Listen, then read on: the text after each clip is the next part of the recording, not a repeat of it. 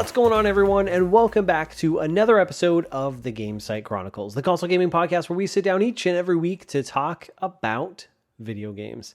I'm your host, Bonfire, and this is episode number 12. We're officially, what does that make it, 3 months in? Pretty crazy, but also really exciting and fun. I'm enjoying doing this. Hopefully you're enjoying the show, tuning in. And for those of you that do tune in, thank you. I appreciate your love, kindness, and support. Thanks for tuning in to the latest episode last week. And I hope you're all having a good week. Hope you're all doing well out there. For me, it was kind of a wild week. Wild week of news in the video games world, which we'll hit on a couple of interesting tidbits that I think have kind of sparked out there. And then outside of that, it was kind of just blah for me. I felt like I was kind of a little bit in a gaming lull, and I'll talk about some of the games that I'm playing in a little bit. But also, coming off my sickness, I had a sore throat last week, which is gotten better, though I still kind of got this like sinus thing going on. And just kind of a weird week where, I don't know, it's just kind of blah. I don't know. So hopefully you're doing well out there. Hopefully you got some good gaming time enjoyed some video games, aren't doing sick. And kind of thinking back, I'm pretty sure the Modelo virus has went through my family. I'm pretty sure that's what it was. I didn't lose again, I didn't do any home tests or anything because I didn't really felt it was necessary. We don't really go anywhere or anything like that. But I didn't lose taste or anything, but I had the worst body aches I've ever experienced of my life. I've got a pretty bad back to begin with. My lower back, and comes from my neck comes from a trampoline incident when I was in high school a long time ago. That I never fully recovered from that. But I do see the chiropractor regularly, but I don't know what it was, man. I just really, the really bad pain in my back. So body aches, and then the sinus and sore throat thing, that's really all I had I still got a sinus thing, but everything else I feel totally fine. I feel good. So I don't know, weird stuff out there. It's weird times that we live in. Now, for the uninitiated and those new to the show, the best way you can support it is to leave a comment and a rating on whatever platform you listen to the podcast on. And so I have a challenge this week. Can we do 1 comment, 2 ratings? It's a low bar, I know, but we're a small show here. We're new to the scene. Let's see if we can do that. So if you're listening to this, drop a comment. That would be awesome. I would greatly appreciate it. Also, check us out on Locals. Join us on Locals. That's where I want to, again, cultivate a community and bring the community over there as we start to grow this thing. So that's the gamesitechronicles.locals.com. It's a really cool platform, and I highly encourage you to check it out. There's tons of other creators on there. Don't forget to follow us on Twitter at Gamecite Podcast. That's a great RSS feed to stay up to date with the content that I'm putting out there. And lastly, new episodes of the show are live Mondays, 9 a.m. Pacific Standard Time each and every week. And so far, we haven't missed it, so I'm feeling pretty good about that. Now, before we get into anything, one of the things I did also want to mention is, I think it was a couple weeks ago, buddy of the show, Rob, had left some feedback on kind of some of the extra videos I was trying to put out there, kind of basically podcast clips from the show. And I tried something different, but here this last week, I did something even more different. So again, I'm trying to experiment with different, kind of various other pieces of content to support the show. And I put out my first YouTube short out there where I unboxed the newest amiibos, one of the newest amiibos, the Min Min amiibo that released last week. So I thought that was pretty cool. And I got to say, it was not only was it the first video, an unboxing video that I've done in probably almost 5 years, because I think the last time I did it was shortly after the Switch was released, so that was about 5 years ago. But it was fun. I enjoyed it, and I gotta say the challenge of it was you got to do it 60 seconds or less, and that's not very long. And I tend to blab, hence the podcast. But either way, I thought it was fun, and one of the cool things I'm going to try to do another video in kind of just see where this goes as I come up with random ideas to put together some of these little, I'm going to call them Gamecite shorts, but they're YouTube shorts that we can put out there. But I recently picked up the Horizon Forbidden West Lego set. I ordered that off of the Lego store just because I'm a big fan of that franchise, and I thought that would be a nice, cool collector's piece to have So I picked it up, and it should be arriving. I believe it's coming today. So the time of this recording, so a Saturday. And I'm excited. So I think I'm going to unbox that, put it together, and make that into a little video. So keep an eye out for that.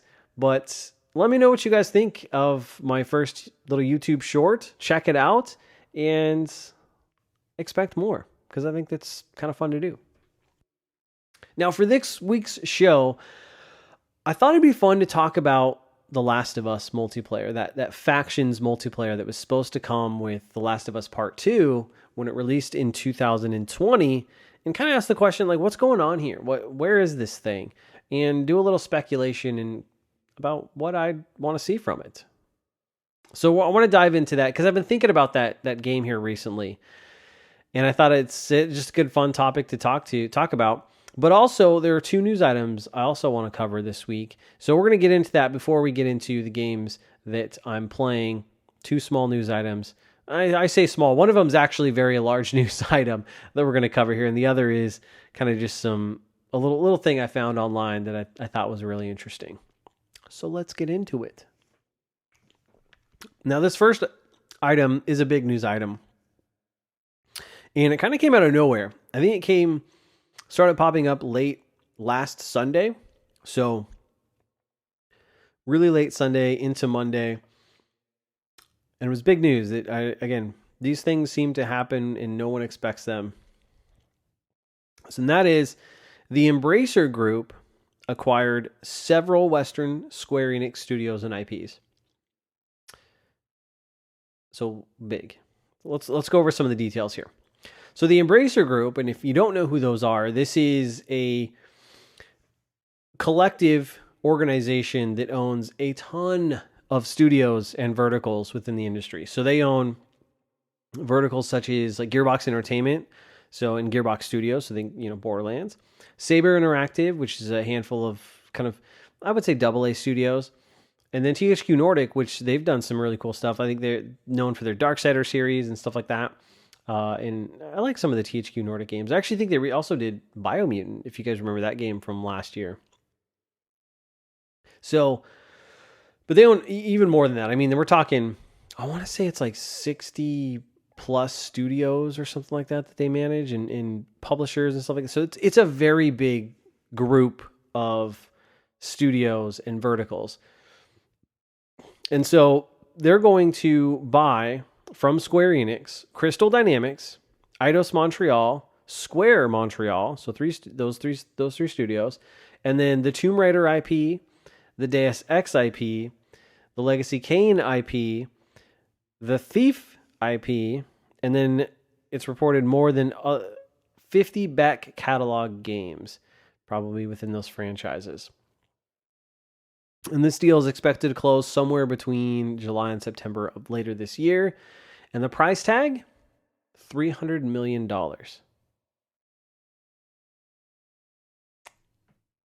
Which is crazy to think about. Now, it's also implied that some of these games that have already been greenlit, so think about like that new Tomb Raider game that Crystal Dynamics came out recently and said, hey, we're working on a new Tomb Raider game. I think it's implied that those go with the deal, so I'd expect those to go over to the Embracer Group with Crystal Dynamics and the IP itself. And then Square Enix also released a statement stating this deal is intended to make the publisher more efficient and optimize growth and output. So they want to take that money, put it right back, kind of use it as an investment. One of the things I think they also mentioned in there is talking about blockchain technology, cloud technology, stuff like that, and NFTs and just I shake my head at some of that stuff. But either way, that's what they plan to do. And then Square Enix also came out and said that they are retaining the rights to publish Just Cause, Outriders, and Life is Strange. So they're maintaining those Western franchises and those publishing rights, I should say. And so this is pretty big news. I don't think anyone expected this, as with most of these acquisitions and mergers. And in kind of reading it, hearing the news, my initial gut reaction is this is a really good deal. This seems like so cheap. When you talk about the acquisitions that we've been seeing here lately from Sony and Microsoft, and we were talking billions of dollars, and this is $300 million. So a lot less. And and also to put this into context here too. So I'm pretty sure, actually I'm going to look this up real quick. So let's see. Microsoft purchase Bethesda. So that acquisition was for $7.5 billion. Now, I get that's more studios, more IPs, etc.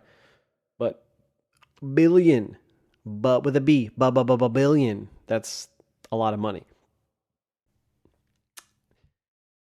And then Sony purchased Bungie, $3.6 billion.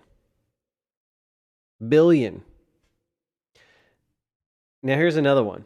Sony purchases Insomniac.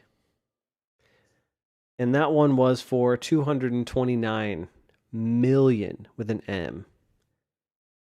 That was back in 2019. So crazy. Just crazy. So that's barely more than what Sony purchased Insomniac for 3 years ago, almost 3 years ago. Which, gosh, if you think about that. I mean, that Insomniac purchase is a steal of the century because Insomniac is arguably Sony's top studio. But anyways, I digress on that. So this seems like a really good deal, and it's very, very inexpensive. And so, keeping with that in mind, to me, it seems like Square just wanted to get rid of these. And if you kind of look at the IPs in the studios, these are their Western devs and games outside of the couple of publishing rights that they retained with Just Cause, Outriders, and Life is Strange. And it almost comes across as they're kind of just throwing in the towel on this side of the business. Now, not fully, I guess, because they are retaining some of those Western game publishing rights, but most of it is just gone. All those Westerns. So that leaves them to focus more on, I guess, what they've been doing well in the JRPG space and with games like Final Fantasy XIV. So just really interesting stuff. Now, I saw some folks that were excited about the possibility that these studios will be able to get back to some of their older games and older franchises. And, some of these can be revitalized, like some of those 50 back catalog games. I keep hearing the Legacy of Kain being brought up. It's kind of the biggest one that I think people are excited at the potential to live again or be, remade or remastered for modern hardware. And with Legacy of Kain, I got to be honest, that's a game I never played. I know nothing about this game. I looked it up. It looks interesting, like very dark. But I don't know. I've never played that game, so I can't really speak to that. But sure, bring it back. It looks cool. I'd be interested in trying it. And it'll be interesting to see how these studios, what they work on and how things are going to move forward for them under the Embracer Group. And I think about games like The Avengers from Crystal Dynamics. I'm pretty sure they had a roadmap out for that game. Is what's going to happen there? I don't know. And then I think about Guardians of the Galaxy from Eidos Montreal. That game is awesome, by the way. I played that late last year, and I was pleasantly surprised with that game. I thought it was fantastic. It's some of the best writing and character development that I've seen in a video game in a very long time. Like, just phenomenal stuff. And it's funny because those characters in that game never shut up, and it's never overly annoying, I gotta say, because it's always fun, interesting banter that I thought worked perfect for those characters in that world. And I would love for them to do a sequel. I would absolutely love for them to do a sequel to that game, but I don't know. Are they going to go back to Deus Ex? I think there's a lot of questions that we have out there that we just don't know the answer to that. And with this price being so low, again, $300 million in an acquisition space to where people are paying billions of dollars for things that aren't necessarily that high. I mean, it kind of reminds me like the housing last summer, like where people were just overpaying for houses. I mean, tens of thousands of dollars over asking price and market value just to get the property. That's kind of the space we're in here with studios and acquisitions, is that people are just overpaying in order to get this. and 300 million just isn't low. So it makes me kind of wonder if they were just dumping this portion of the business to prepare for something else. And that's where it kind of leads me into this other rumor that I've seen floating out there and where this might come into play here. And that rumor is that Sony is planning to buy Square Enix. And this is a rumor that's, I believe, stemmed from industry buff Jeff Grubb. And I even heard Greg Miller talk about it, and some people are pointing to Greg Miller as kind of leaking this insider information. So interesting there. And that's an interesting thing to think about, because we know Sony came out and said that they were planning for more mergers and acquisitions. And I even think there's been some news out there that they had posted for a position for someone to kind of spearhead that side of the business and really be an expert in mergers and acquisitions. And with Square Enix, that's a big one, because you think about what Square Enix has. I mean, obviously Final Fantasy, obviously Dragon Quest. I think they've been doing wonderful things on the Switch. They're bringing Live I'll Live. They've got, Triangle Strategy, Octopath Traveler. What's that new Chronicles game that I think looks really cool that they're coming out. So, I mean, they've got, and obviously Final Fantasy 14. That's a huge one that we can't forget about. And then over in Japan, they even have that Dragon Quest X MMO, which is, I'd say, pretty popular from what I understand over there. So they've still got some big games, and I'm sure there's even other ones that I'm just failing to think about and mention. But they've still got quite a bit of stuff, and so to think about that now falling under Sony and being this kind of first party vertical of Sony is really interesting to think about. Now, first of all, I want to straight out come out and say it. I don't want this to happen, because we're reaching a point within the industry where these mergers and acquisitions are just too much. I mean, this is so much consolidation of the industry, and I don't like it. It doesn't feel right to me. It doesn't feel good. And personally, I don't think Sony needs Square. I think Sony's done a great job of working with Square on exclusive deals, like Final Fantasy VII Remake, obviously the upcoming Final Fantasy 16 exclusivity. It's timed, I believe, but either way, they've been doing a great job with those items. So why would you need to buy the cow when you're getting the milk, or whatever that saying is? Like, I don't think Sony needs it. I don't think they need to do it. Plus, this would potentially mean all of the great games that Square Enix is putting out on the Switch, and we named a couple of those earlier, like Triangle Strategy that came out earlier, Live a Live, which comes out later this year, which I am very much looking forward to. Would that still continue? Would those great games that they've been putting out on the Switch still continue under Sony? Possibly. I mean, it could be another situation with what they did with Bungie and still kind of maintain their multi-platform deals, and it's just it'll be a vertical under Sony, but they're gonna operate on their own entirely. That could absolutely be what could happen here, but I don't like it.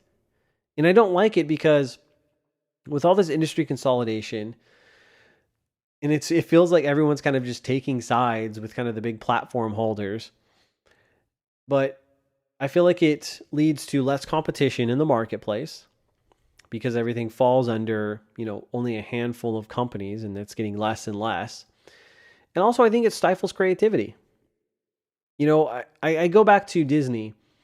I think about Disney when I mention that, and all of the companies that they've acquired, all the franchises, like Star Wars, Marvel, they own ESPN, in Hulu, they own like everything. But, Star Wars, I think, is a great example where they bought that, and they've had some sprinkles of greatness, and there's definitely been some good things coming out from Disney Star Wars, but most of it is not that great, if I'm being honest. And you just look at, like, they're just pumping out content, and some of it just doesn't really feel that good. I mean, Netflix, it's kind of falls under the Netflix umbrella where you're just pushing out content. I'm rambling here, but I do think that all these mergers And the consolidation of the industry will lead to a lack of creativity and competition in the market space because you don't need to have it because there's no one else to compete with. So that's my biggest fear with all of this. And so will Sony buy Square Enix? I don't know. I hope not. Seems to be the rumor that's floating out there, and it could be the answer to one of the reasons, I should say, why they sold that portion of the business off to the Embracer Group. So really interesting stuff that I wanted to touch on, but let me know what you guys think. What do you think about this deal? And do you think Sony, will buy Square Enix? And would you like that? Again, not a fan, but let me know what you guys think about it down in the comments below. Now, the other item I wanted to touch on was I noticed there was a developer who posted on Twitter called the Game Bakers, and they're the developers by games like Fury that came out, and most recently, I think their latest game is Haven, which I've never played. Never played either one of these games, but they made a post out on Twitter that said that they won't be developing for Xbox because their game Fury never and I put this in quotes, never captured a lot of attention, end quote. And this thread it caught my eye because it really sparked up kind of the fanboy and Game Pass conversations. And we seem to regularly be talking about Game Pass and subscription services in the game industry on this podcast. So why not? Let's dive into it a little bit. And I thought this was interesting because someone in this, quote tweeted it and talked about that this is the effect of Game Pass. This is the Game Pass effect. And they brought up an interesting point that if you're not on Game Pass, is Xbox a platform worth being on? And I think that's interesting. I think that's an interesting question. And I don't know what the answer is. I'd be curious from the developer side on how it's perceived, because it doesn't, there are quite a bit of games on Game Pass, quite a bit of devs on Game Pass, and not many of them come out and talk about that experience. But I think it's interesting, and it goes into the conversation of, do Xbox gamers buy games? You see conflicting answers out there. And if you're not on Game Pass, is it hard to attract an audience? Because anyone who's on Game Pass, anyone who's on Xbox, all they talk about is Game Pass and whatever games are on there. So if you're not on there, is it worth it? I don't know. I think it's an interesting question, though, that needs to be posed and answered. Now, someone else in the context of, this developer and the game Fury brought up an interesting point and said that this game was released in 2016, like mid 2016, where Game Pass launched a year later, mid 2017. So this shouldn't really be the effect of Game Pass. And I think that's a fair point, and that's a piece of context that I think is important to take into this conversation. And one of the things I was kind of thinking of is thinking back on Xbox. So during the Xbox One generation in 2016, that's not really a good time for Xbox. What are they, 3 years off of Don Matrick and their horrendous launch? And I think Halo 5, I believe, came out in 2015, if I'm not mistaken. Let me look that up. Yes, end of October 2015. So they, a year or so after Halo 5. But we know there weren't, there's not a ton of worthwhile exclusives during the Xbox One generation. So, that's just a rough time, I think, in Xbox players' history during that period, that pre-Game Pass period. So I don't think it's unreasonable to think that, that game didn't do very well on Xbox, despite, Game Pass aside, because there's not maybe not a lot of people were playing on that platform, so to speak. And those that were, I think there's a certain type of gamer. And this is one of the things I've kind of toyed around with the idea, with at least how I perceive it, in terms of the types of gamers that are attracted to either Xbox or PlayStation. And I'll use a marketing term like the persona of those gamers. And I think this is important to consider. So when you look at Xbox, I think their kind of main target market and the persona of their player base is mostly multiplayer focused. And I think of also casual like players when you think of a casual player. So a casual player being someone that focuses on, maybe one or two main games, and that's really all that they play. So I think of the likes of like FIFA players. They love playing FIFA and they get it every year. That's their jam. That's what they do. As well as Call of Duty players.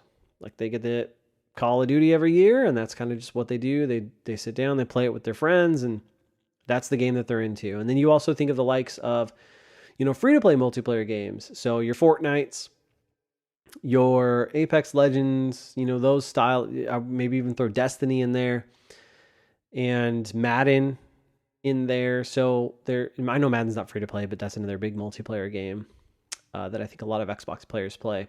So I think that's the persona of the player on Xbox, is someone who is more multiplayer focused. And you look at that platform, and that's what you do. You play your multiplayer games on there, and you play with your friends, and that's where you guys are.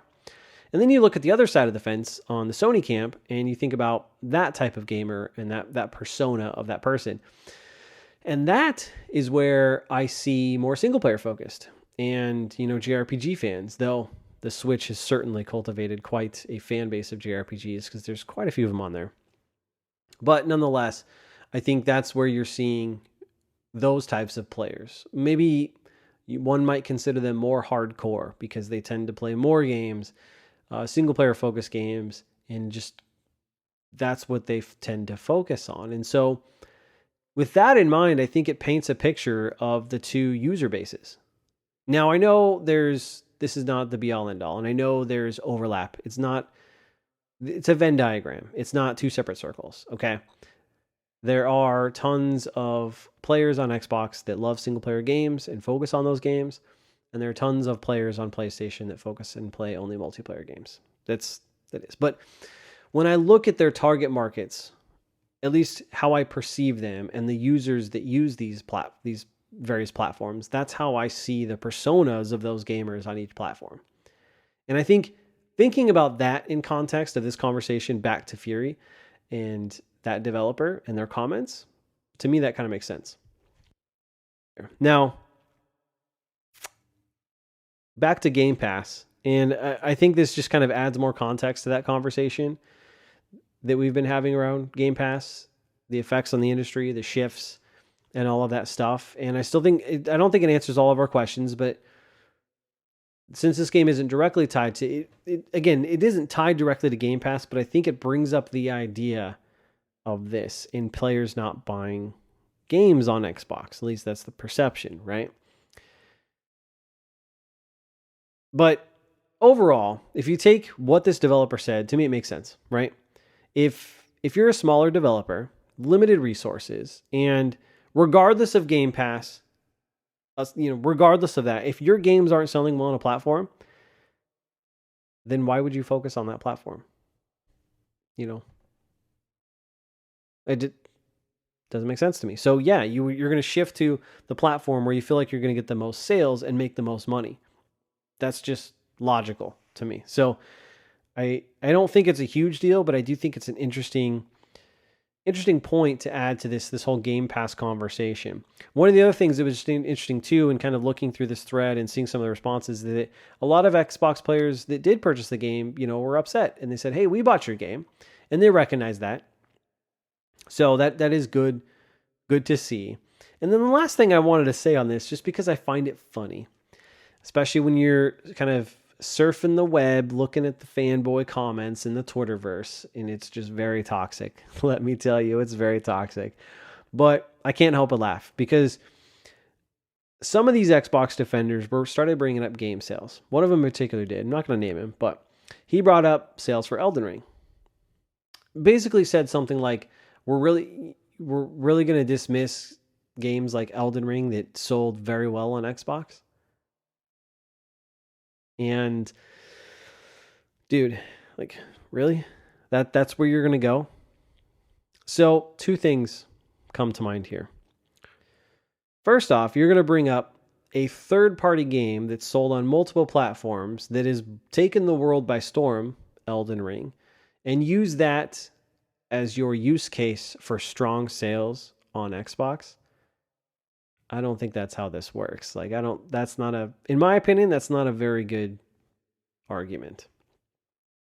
Second, Xbox doesn't care about game sales. It's not about game sales to them. And if it was, then they'd be having a different conversation and would talk about sales figures for their games, first party games, because that's what matters. The first party games. They don't talk about that because they don't care. It's all about Game Pass and it's all about subscribers. So you can't shift the conversation from player base and subscriber count to sales when you find it convenient. That's not how this works. Xbox doesn't care about sales figures for their games. They care about Game Pass subscribers and players that are subscribed to Game Pass and that download and play certain games on Game Pass. That's what they care about. You can't shift it to sales, bro. I'm sorry. That's not how this works. That's not their focus. And it's not their, you know how I know it's not their focus? Look at their first party games and look how quickly those prices drop. I mean, Halo Infinite came out, I guess it's almost 6 months ago. So I guess that's a fairly long time, but that game's super cheap now. You can get it for like $20 if you want a physical copy. Oh, digital sales? Don't even worry about that. Why? Why would you buy it digitally? I'm not even going to get into it, but I thought it was funny because it just really goes to show you the twists and turns and the hoops that people will jump through to defend the platform that they feel closely tied to. And no one's immune to it, myself included. Again, you can call me a PlayStation fanboy. That's my preferred platform, but I have them all and I play them all. And this is a console gaming podcast, so we're going to talk about them all as they seem fit. But I'll do it as unbiased as I can, but I'm not going to pretend to be absolutely unbiased because everyone has their biases and preferences, and I'm no different. So 30 minutes or so into the show, let's get into the games that I've been playing because those are two interesting news items that I thought would be fun to cover, and I think we'll spark some good conversation. But what have I been playing? First of all, let me know what you guys have been playing down in the comments below. Again, if you listen to this podcast, drop a comment. Let me know what you've been playing. I'll get you in the show. That's what I want to do, is incorporate you guys as best I can. And so I've been playing 3 games this past week.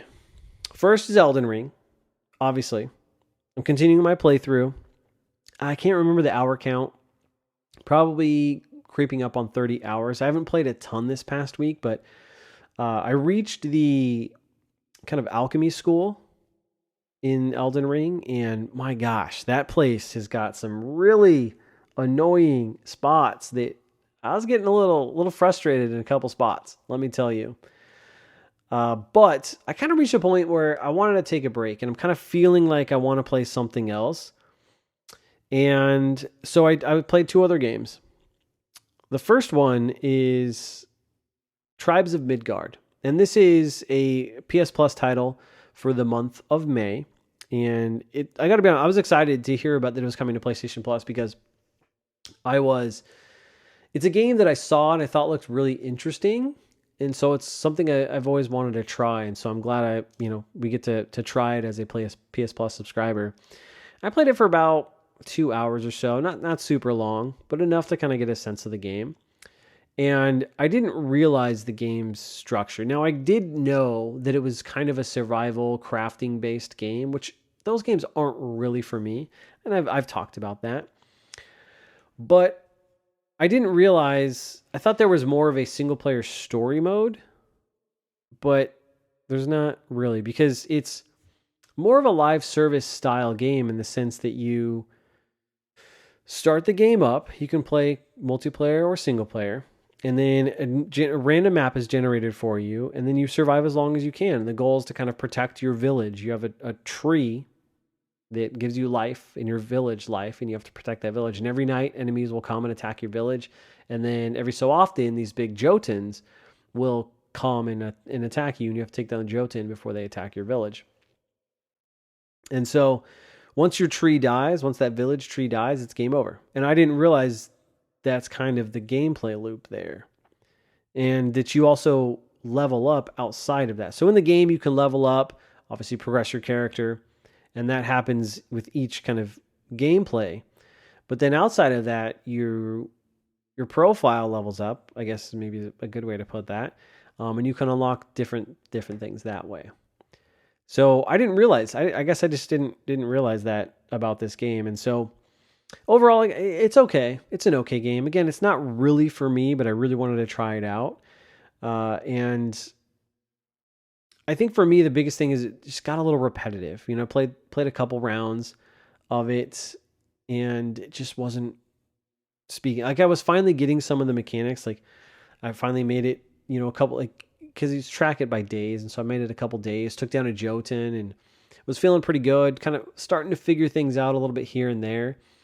But I don't like the repetitiveness of it in terms of, you know, finding things, getting the materials you need to like upgrade your village or put up some sort of security for the village and all that stuff. And so I ended up just kind of saying, you know, I had my fun with it, but not really for me. But I could see it being fun with friends, you know, get a couple friends, you guys kind of work cooperatively to progress through the game. I could see that being fun. But the thing that frustrates me about this gameplay loop is I know there's story beats in the game, and they've got seasons, obviously, that I think have some cool story beats. And that's what I want to do, and I want to explore these and experience these story beats, but I can't get out of this initial groove in the game to where I've got to protect my village and take down the Jotuns. Like, there's this kind of this loop that's bringing me back and preventing me from kind of exploring and experiencing those story beats. So, I don't know. If you have PlayStation Plus, it's free to download, so add it to your library. Give it a try. I certainly think it's worth that to see if it's something you'd like. But for me, not really my cup of tea, though. You know, maybe I'll go back to it at some point just to, I don't know, kill some time or something like that. But I do want to say I like the art style. It's very bright. It's kind of a little, it's just got a nice artistic art style to it that really attracted me to the game as well. So kudos to those devs for that. And the last game I dove back into is Dying Light 2. Again, I was kind of looking for something that would just kind of satisfy, I don't know, just spice it up from the Elden Ring world and the intense nature of that game. So I hopped back into Dying Light 2, and it kind of took me a minute to kind of re-catch up with the story and the controls and all that stuff, because it had been like 2 months since I'd played this game. And I did a little bit here and there, and I gotta say, man, I really dislike the nighttime portion of this game. Like, really dislike it. It's so annoying. It's not as good as the first game, and it drives me nuts. So I went on this mission to like get some medicinal flowers. You can only get at night. And during nighttime, there are these kind of spotter zombies that if you get spotted by them or if they see you, then it starts this whole chase sequence and all that. And I kept getting spotted trying to get these dumb flowers. And the only way to stop the chase is basically to kind of run away to one of your hideouts under UV light. And I had to do that multiple times just to try to get to a point where I could kind of sneak around or take them out so I'm not spotted and get these dumb flowers. And it's just annoying. Like, that mechanic to me is just annoying. It was preventing me from progressing this quest. Oh my gosh. It's so annoying. I don't understand why they changed this game. But I do want to continue the story, so I might just kind of plow through the rest of the story just to kind of see it through, because I do think the story is interesting and I want to see it through. But man, it reminds me, getting back into this game reminded me of how much better the first game is. Really. I mean, that is just absolutely a fact. An objective fact, let me tell you. So that's what I've been playing, those 3 games. And yeah, I'll get back to Elden Ring though. Don't you worry. I'll get back to you because it calls me and I'm tarnished. It beckons thee. So now let's get into Last of Us factions. And what's going on here? That's the question I have. What's going on with the Last of Us factions multiplayer? So if you guys recall, the Last of Us factions multiplayer, this was originally a multiplayer project alongside The Last of Us 2, Last of Us Part 2. And then I think shortly before, if I recall, the Last of Us 2 launched in 2020, they had mentioned that this game will now be separate and come at a later time. And as time has progressed, I think this game has just evolved into its own large entity. And we still haven't seen it. We still haven't seen really much of an update outside of a few leaks and kind of job postings since then. And given the amount of time that's passed for this game, I think it's become apparent, or at least that's kind of the speculation, is that this will likely be its own entry into the franchise. So not like a Last of Us Part 3, but a spin-off title. Kind of like what they did with Uncharted, Lost Legacy. That kind of smaller title, interstitial title, if you will, in the Uncharted universe. Now, before we kind of get into some of that, I want to talk about the original Last of Us multiplayer. So back in 2013 is when The Last of Us launched on PS3, and it had a multiplayer mode. I think there's 3 different multiplayer modes, but Factions was the main one. That, if I recall correctly, and I'm sure you'll correct me if I'm wrong, that the Factions multiplayer was 4v4. Not necessarily team deathmatch, but kind of just this, where you're just killing each other, 4v4. And that mode was awesome. The multiplayer in The Last of Us was fantastic. And I remember when they remastered it, really a year later on the PS4. Really didn't need to, but they brought it back to the PS4. I played some of the multiplayer there as well, and it's just so good. What I like about it is it's the tense nature of it, and it maintains the brutality of The Last of Us combat. Just super brutal combat. You feel the gunshots. It's not, your typical fast-paced, very arcade multiplayer. It's very real, grounded, and you kind of have to work with your team. It does kind of require an element of teamwork, or at least, not necessarily direct communication all the time, but staying with your team, kind of working together. Because if you don't, you could easily be outnumbered and outgunned and taken out very quickly. And the other thing that I think is great about it is that it incorporated the tools and the crafting systems from the single player component into the multiplayer component very well. So they did it very well, where you can craft like smoke bombs and little traps and health patches and stuff like that to use against your enemies. And I think it's awesome. And it's got that kind of real-time crafting system, and in the middle of the multiplayer match, it's just fantastic. And it was challenging. I don't know, it was really challenging. It wasn't a game where you could just kind of like run and gun like a Call of Duty game. It required some finesse and strategy and kind of sneaking around, trying to get a one-up on your enemies. It was just so much fun, man. I really enjoyed that multiplayer. I thought it was absolutely fantastic. And as I'm kind of talking about this too, it kind of makes me think about the Uncharted multiplayer when they brought that to... Really, for me, it was Uncharted 3 and Uncharted 4 is where I really got into the Uncharted multiplayer, and that was just a fun multiplayer too. Like, I really enjoyed that. I wonder if anyone still plays the Uncharted 4 multiplayer. Maybe I'll hop on and try. I don't know. It's just fun. Good times. Good times. But back to Factions and this new game from Naughty Dog. So, in digging around, I saw that Game Rant, the website, reported that there have been multiple job openings at Naughty Dog for multiplayer-focused devs and online-centric positions. Which is no surprise, because we know they're working on this, but that's kind of led to some speculation that the game has become a live service game. And I think this is absolutely what happened.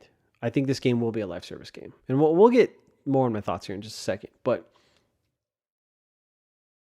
one of the reasons I think that is because if you recall, I think here recently, within the last 3 months or so, Sony came out and said that they have I think it's 10 live service games that they're going to be releasing over the next 5 years. So I think it's very easy to believe that this game is one of them. And so with that, let's post some questions here. So I wrote down a couple questions and I wanted to share my answers. And of course, let me know your answers down in the comments below. So first question is, with this being a live service game, multiplayer focused, it's going to be an online game, will this be free to play, or paid? And I could see this being a free to play game. I could see Sony going that way. Similar to what they did kind of with Sucker Punch and Ghost of Tsushima with that Legends mode. And that's kind of where I originally thought they would go with this Factions multiplayer, is do something like that. That if you have the game, here's a free component to that game. It's kind of its own thing, its own standalone thing, but it's free. I could see them going that route. However, I think with how big this thing's gotten, I think this will be paid. I think this will be its own game entirely. And I think because of the scale and what they're trying to do here, because I think it's one of those projects that have just kind of started to get bigger and bigger as time has gone on, I think it's going to warrant a price tag. And I think it'll be $40. Again, pure speculation here, but I think $40 is a nice, solid, interstitial type price point. And especially in the $70 game area from Sony, I think it fits nicely. So I think that's where it's going to go. Now, I did find an article from earlygame.com, I think is what it was. And and this was published on April 1st of 2022, that they state the game will be free to play. And they took a tweet from Oops Leaks. So that's at Oops Leaks. And let me pull up that tweet. And that tweet says, and I quote, "Planned as a battle royale but got completely rebooted. Described as a mix of Tarkov and Division with additional modes inspired by the original Factions multiplayer.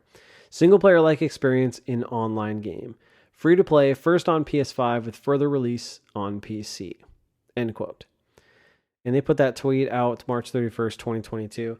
And I don't know the validity of this. I don't know any of their track record from this Twitter account or really this website. But I think that's interesting. I think that's really, really interesting. So again, I think it could be free to play. I'm still going to stick with being paid. To me, it just kind of makes sense, again, with how big this game's gotten. And I just think $40 price tag, I don't know, it just feels right to me. So that's what I'm sticking with. But free to play would be certainly cool. And kind of, I could see it happening. I think it fits in with some of the initiatives that Sony's trying to do in this live service model space that's out there. Now, another question I put on here was, is it PvP only, so multiplayer only, or is there going to be PvE components to it? And I think this game will have multiple modes, kind of like what that leaked tweet said. I think it'll have multiple modes for both multiplayer PvP as well as cooperatively, so PvE. I can totally see that happening. And I'll get more into what I think the game will actually entail here in one of these other questions. Or actually, the last question here, and which is, what do I think this game will be specifically? But I think there will be both. I do think there will be both, and I think that's very, very cool. I think it started out as a PvP focused game, kind of taking and building off what they did with the first Last of Us. But I think they're going to move on to and add some cooperative PvE experiences as well. Next is, when will it release? When do I think this will release? And gosh, I think a lot of people were expecting this at the tail end of 2020, so like 6 months or so after The Last of Us 2 released, and we're still waiting. But we know that there's the HBO show in the works.